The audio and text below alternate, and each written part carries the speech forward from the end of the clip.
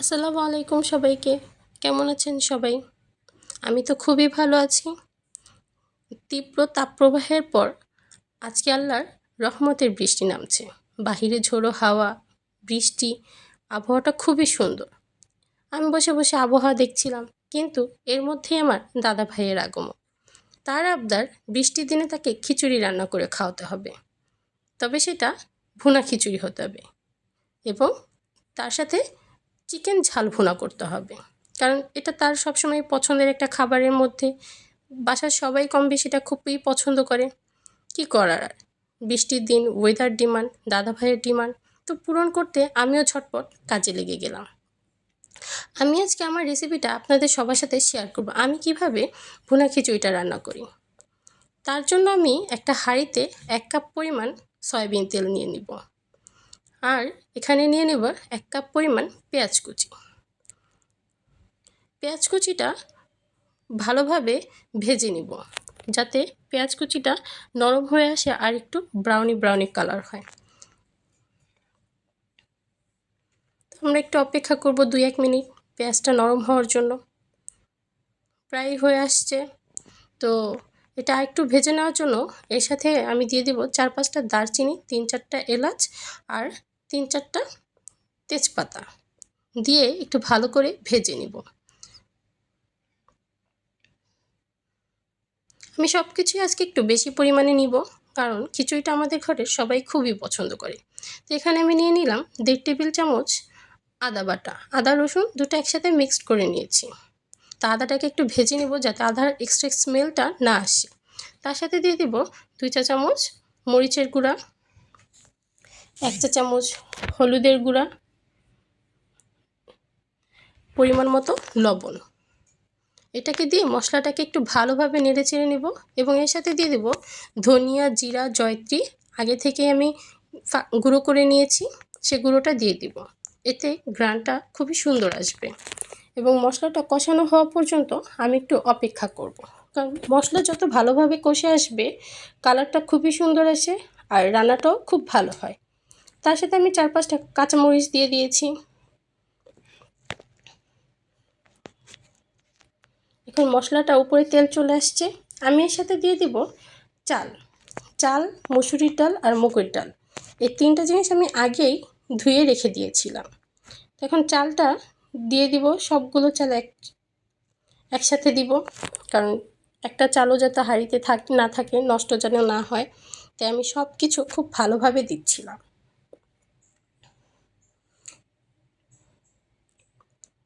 চালটা দেয়া হয়ে গেলে এখন আমি চালটাকে মশলার সাথে ভালোভাবে কষিয়ে নিব।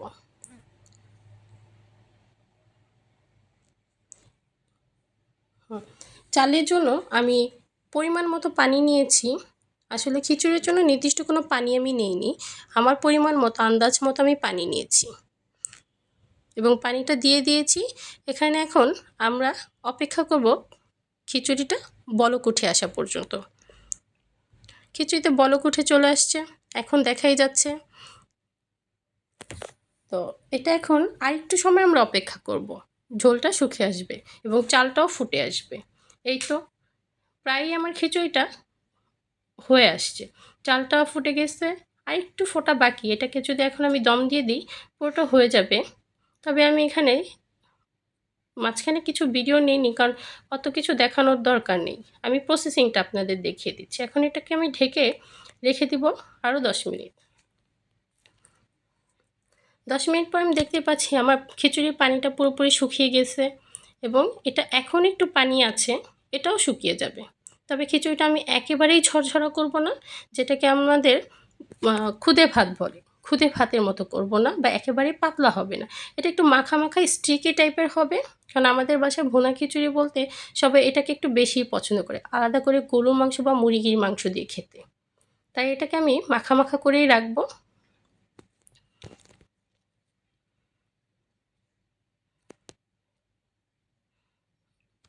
এখন এটাকে আমি আবার ঢেকে দিব। ঢেকে রেখে অন্য আরেকটি চুলায় আমি চিকেন ঝাল ভুনাটা তৈরি করব। তার জন্য আমি নিয়ে নিচ্ছি এখানে 1/2 কাপ পরিমাণ তেল। তেলটা অলরেডি গরম হয়ে আসছে, দেখতেই পাচ্ছেন। তো এর সাথে আমি দিয়ে দেব 1.5 কাপ পরিমাণ পেঁয়াজ কুচি। 1.5 কাপ পরিমাণ পেঁয়াজ কুচি নিয়েছি যাতে চিকেনটা একটু গ্রেভি হয়।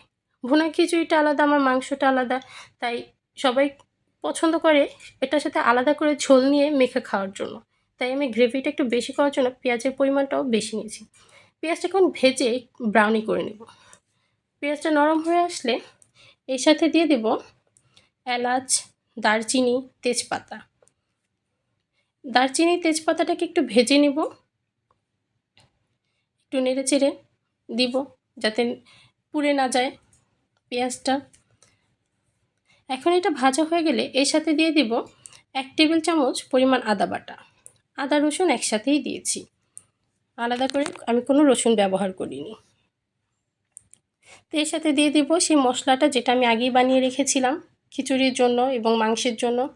এর সাথে এটা দিয়ে মশলাটা দিয়েছি 1 চা চামচ পরিমাণ ধনিয়া, জিরা, জয়ত্রী, আর হলুদের গুঁড়ো দিয়েছি 1 চা চামচ, মরিচের গুঁড়ো দিয়েছি 2 চা চামচ।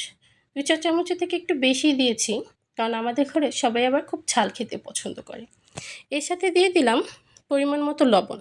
এখন মশলাটাকে ভালোভাবে নেড়ে চেড়ে নেব, যাতে মশলার যে আলাদা স্মেলটা থাকে সেটা যেন না আসে, এবং মশলাটা যত ভালোভাবে ভাজা হবে এবং কষানো হবে রান্নাটা তত সুন্দর এবং কালারফুল হবে। তাই আমি আরেকটু পানি দিয়ে মশলাটাকে ভালোভাবে কষিয়ে নিচ্ছি। মশলাটা তেল উঠে আসলে আমি এখন এক্ষেত্রে দিয়ে দিব আমার ধুয়ে পরিষ্কার করে রাখা মুরগির মাংস। এখানে আমি ব্যবহার করেছি পাকিস্তানি কক মুরগি। তো এর সাথে এখানে আছে প্রায় 750 গ্রাম মুরগির মাংস, পুরোটা আমি দিয়ে দিব। এই মুরগির মাংসের জন্য আমি আলাদা কোনো পানি ব্যবহার করব না, মুরগির মাংসটা কষানোর জন্য, কারণ এখানে মুরগির মাংস থেকে আলাদা একটা পানি বের হবে, যে এক্সট্রা পানিটা বের হবে সেটা দিয়ে মাংসটা কষানো হয়ে যাবে। এতে মাংসটা প্রায় 80% সিদ্ধ হয়ে যাবে। মুরগির মাংসটা আমি ভালোভাবে মশলাটা মাখিয়ে নিচ্ছি, কষিয়ে নিচ্ছি। তো এর সাথে আমি আরেকটু এক্সট্রা ঝাল হওয়ার জন্য কাঁচামরিচ দেব, কারণ আমাদের ঘরে সবাই খুব ঝাল পছন্দ করে, আর মরিচের গুঁড়োটা তেমন একটা ঝালও না। তা আমি আলাদা করে কাঁচামরিচ নিচ্ছি, এবং মাংসটা ভালোভাবে কষানো হয়ে গেলে দেখতেই পাচ্ছেন এক্সট্রা পানি বের হয়েছে, এই পানিটাকেও শুকিয়ে নিলাম।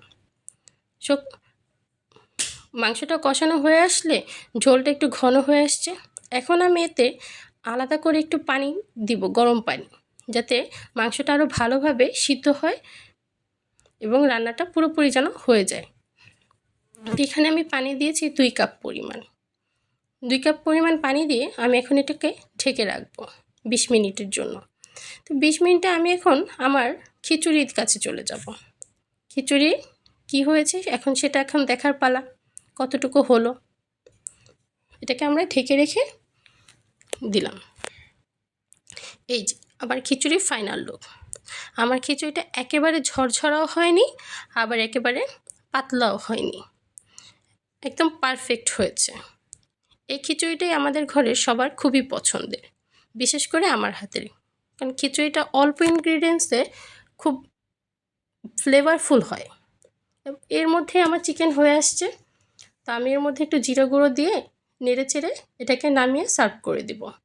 জিরে গুঁড়োটা দিলে একটা এক্সট্রা ফ্লেভার আসে, যেটা খাওয়ার সময় খুবই ভালো লাগে। তো আমি আমার চিকেনটা এই তো সার্ভ করে নিয়েছি।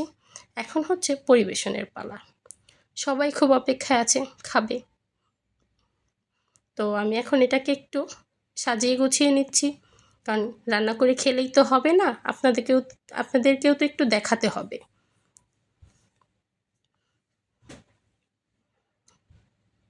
এই তো